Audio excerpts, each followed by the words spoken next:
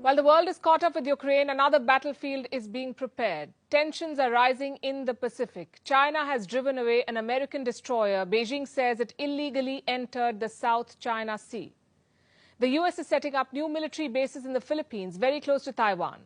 China is lapping up port projects in Pacific Islands. Both sides are marking their territory and setting up military facilities.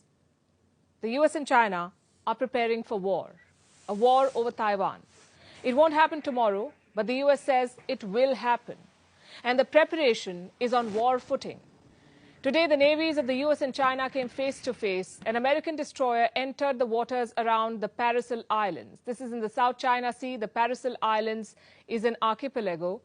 It is a group of about 130 small coral islands and reefs. What was the U.S. warship doing there? The U.S. Navy said it was on a routine operation. But China contests this claim.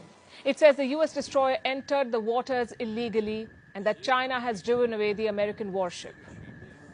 The Americans, of course, have not agreed to this claim. They say there was nothing illegal about their activities in this region.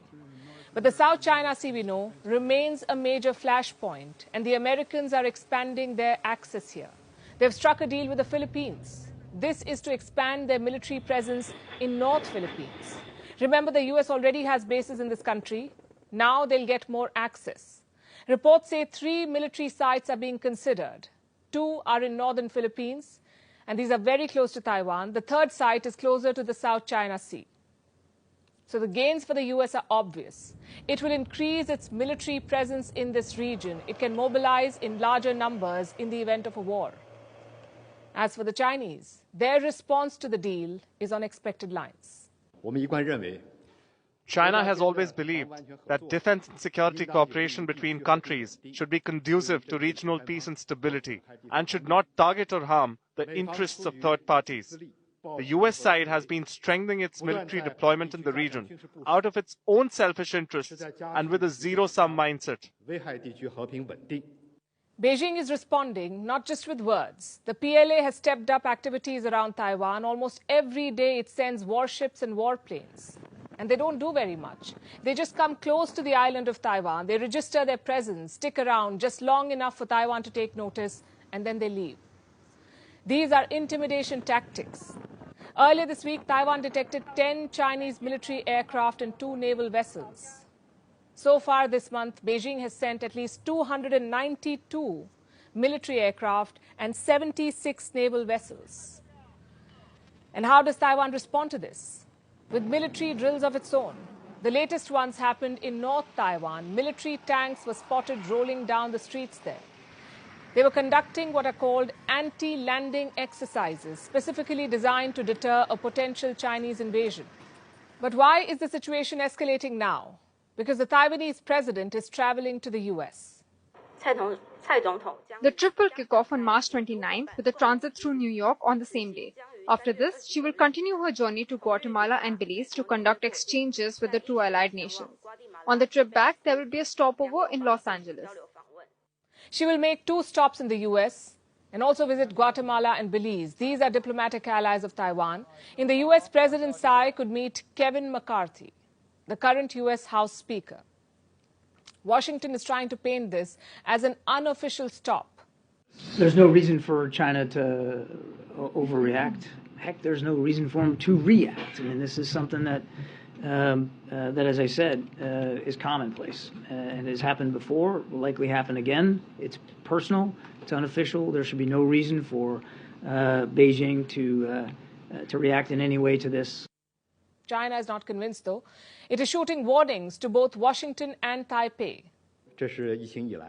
We again warn the Taiwan authorities that there is no way out for Taiwan independence. And any illusions about attempts to collude with external forces to seek independence and provocation is doomed to fail.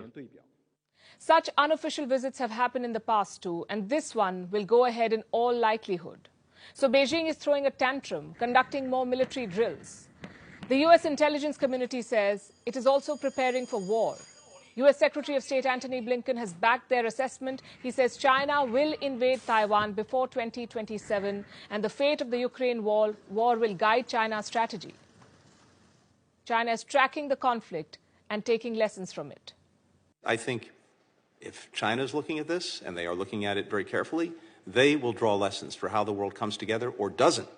There are good reasons to be worried. The conflict in the South China Sea is very much alive. China claims almost the entire sea. 5 other countries have competing claims, sometimes overlapping claims. These are Vietnam, the Philippines, Taiwan, Malaysia, and Brunei. The South China Sea is vital for the global economy. It has great economic and geostrategic importance. 1/3 of the world's maritime shipping passes through here. The ships carry over $3 trillion worth of goods.